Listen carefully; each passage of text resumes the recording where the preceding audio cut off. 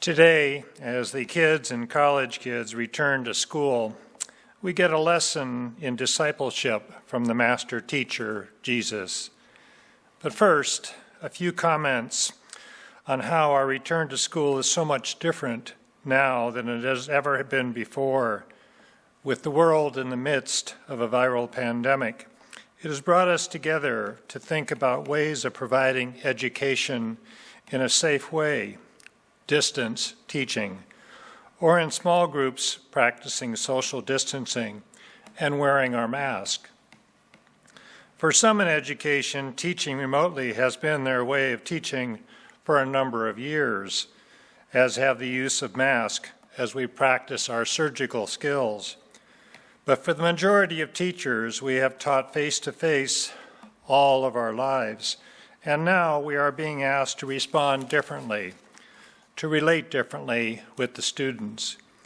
This has created the need to teach and to form relationships in a way that requires self-sacrifice, sacrifice of time, of ability to empathize via the screen, and to be available to students in a different way. That requires a lot more compassion and understanding than ever before. Each of our scripture readings for today center around the gift of self-sacrifice in our daily lives and how certain living situations require expressions of this gift.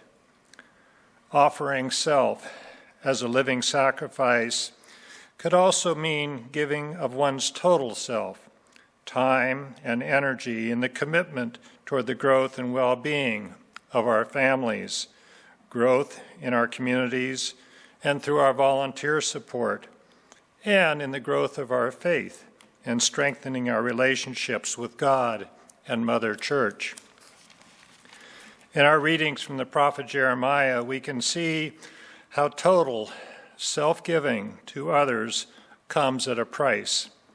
He was called by God to preach to his people, to turn away from sin and come back to God. Early on, Jeremiah was totally committed to serving God and the people he loved, but his message was not well received. He was harassed, he was beaten and insulted. He began to doubt and to turn. He turned to God and asked for someone else to take his place. But through the grace of God, he overcame the doubt, and his heart became like a fire burning within him. He burst forward to continue to serve the people.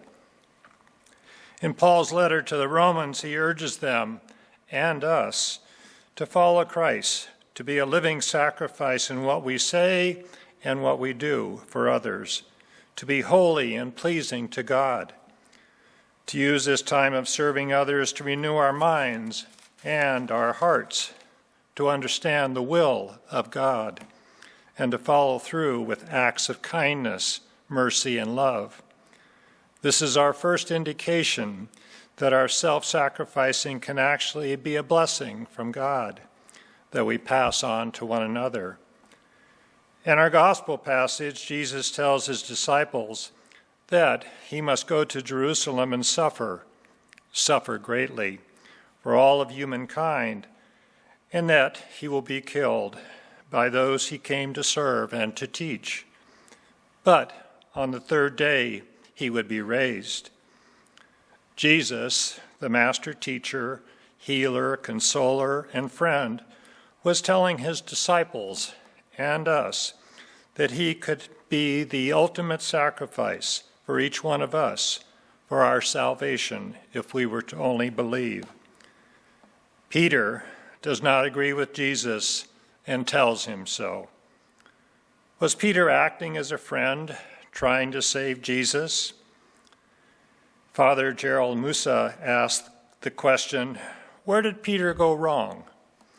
How is it that he, who was called to be the rock upon which the church was to be built, would now become a stumbling block for Christ?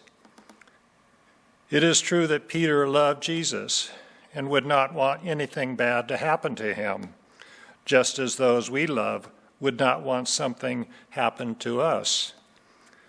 We are being asked today to take a big step, to take our friendship with Christ to the next level, to become a disciple of Jesus.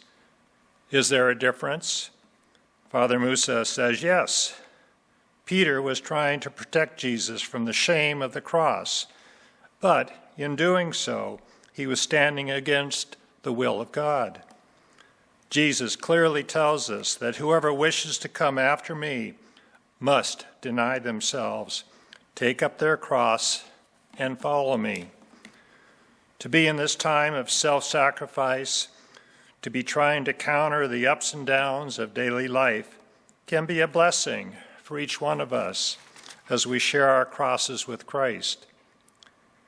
In a later chapter of Matthew, Jesus tells us, "Come, you that are blessed by my Father, come inherit the kingdom prepared for you from the foundation of the world. For I was hungry, and you gave me food. I was thirsty, and you gave me water. I was a stranger, and you welcomed me. I was naked, and you gave me clothing. I was sick, and you took care of me. And I was in prison, and you visited me." The self-sacrifices we endure are indeed blessings we share with others. Today, let us rejoice in the Lord and be ever so thankful.